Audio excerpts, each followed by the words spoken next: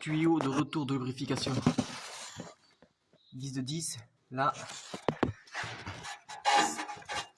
Et l'autre en haut du turbo.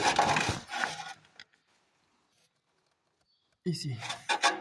À démonter.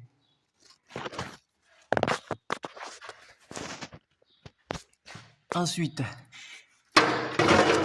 le turbo tenu par 3 vis. On peut en voir 2 ici en haut.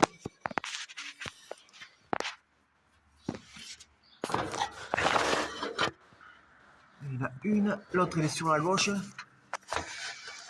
On va la voir là, on le voit à gauche là-bas, tac. Et après il y en a une par-dessus.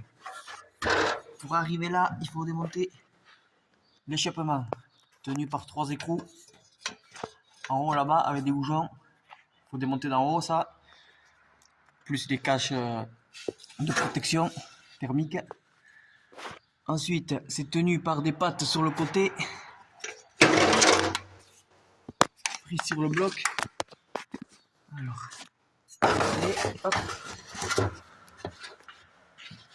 Ici, 2 vis qui viennent après se mettre sur le goujon de l'échappement ici. Pareil à droite.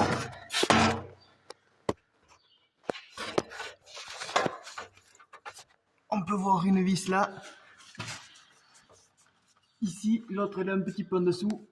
Et ça vient se visser sur l'échappement ici. L'échappement ici. Et après, il y a 2 vis sur le bloc ici. Qu'il faut déposer.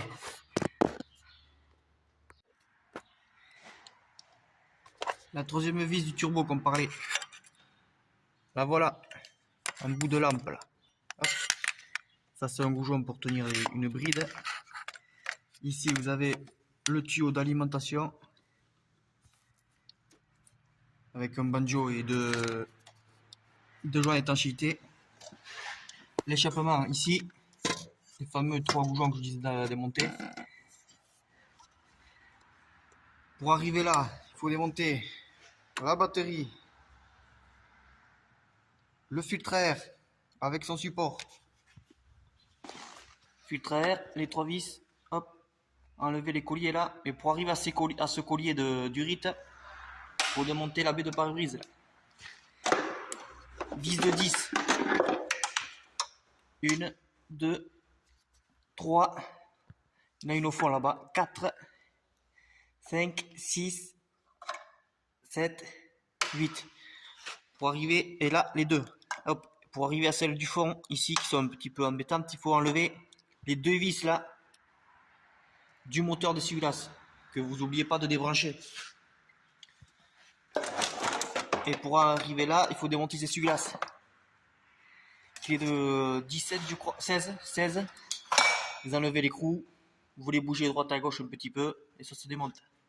C'est tout simple.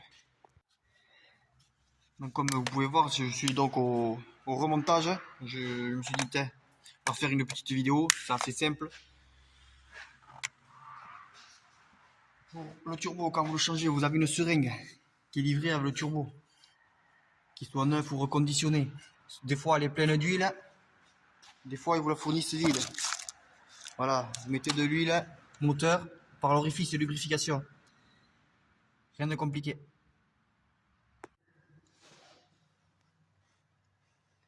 Brise d'échappement ici, hop. Voilà. À démonter. On peut voir le support d'échappement.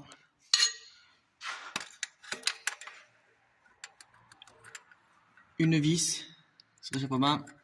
La vis du fond au-dessus de la lampe là, sur le bloc, et une autre au bout de la lampe là. Voilà, à défaire.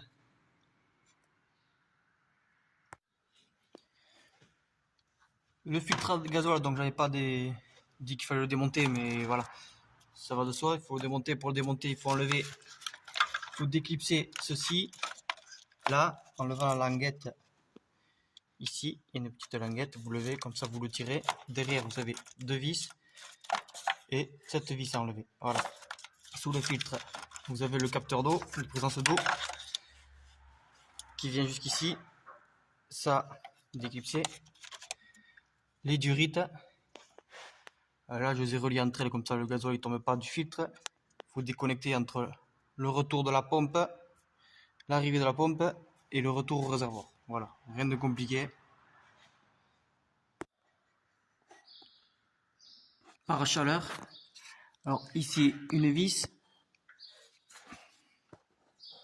l'autre ici. Ici une autre vis, là, et ça c'est le convoi d'en bas.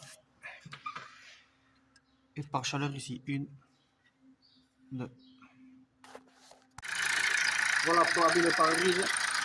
Comme je disais, les vis ici, 1, 2, une au fond, là,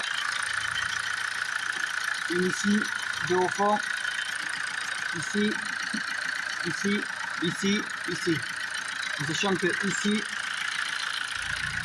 il y a les essuie-glaces à démonter. Vous dévissez ça, l'essuie-glace il rentre là-dedans, le moteur, vous décalez et tout est bien.